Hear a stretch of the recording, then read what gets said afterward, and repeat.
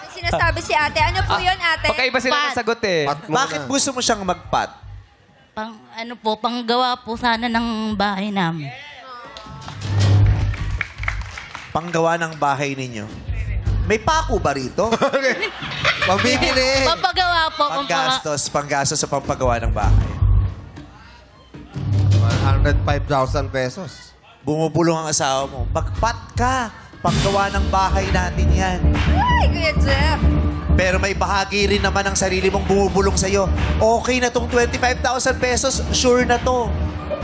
Pero sabi ni Mena Aurora, magpat ka yung bahay natin, kulang yung 25. Pot! O lipat! Lipat! Lipat! Lipat! Dito na lang po. Dito na lang po. Lipat na lang. Ninigurado. Lipat! Nanigurado na si Kuya. So sure ka na dyan?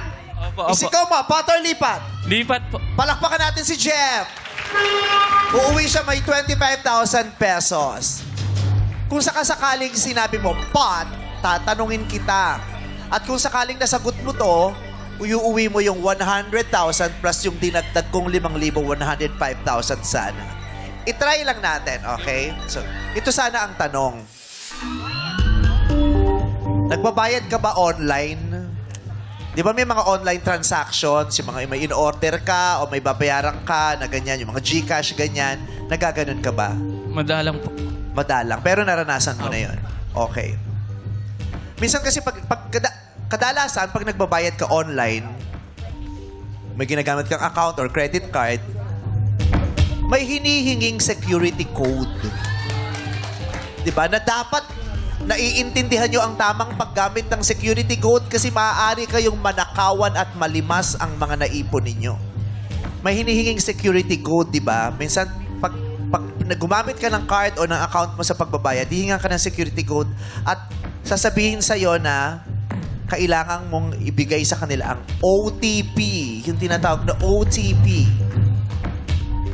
Yung OTP, ano yung letter T? As in tatay, dun sa OTP. Alam mo bang ibig sabihin ng OTP? Ano yung T sa OTP? Hindi ko po alam. Hindi ko po alam. Buti na lang! Tinanggap ko ng 25,000 pesos. Never kang naka-experience niyan yung hiningan ka ng OTP. Naka-experience pero hindi ko po alam yung meaning niya. O yun. Yung OTP po, ang ibig sabihin ng OTP ay one-time password or one-time PIN. Yung T ay time. Oo. Kaya maging ano kayo ha, maging smarte kayo sa paggamit ng OTP kasi maraming humihingi ng OTP. Yes. Wag basta-basta ibinibigay ang OTP dahil maraming scammers. Hindi talaga ibinibigay ang OTP. Actually, ibibigay mo, isinasagot mo sa mga tamang tao, sa mga legitim kumukuha ng OTP. Yes. Okay. So, yun po. Ang OTP ay one-time password or one-time PIN. Ang T ay time. Congratulations, Thank you po. Jeff. Thank you May po. 25,000 pesos. Yay! Thank you po.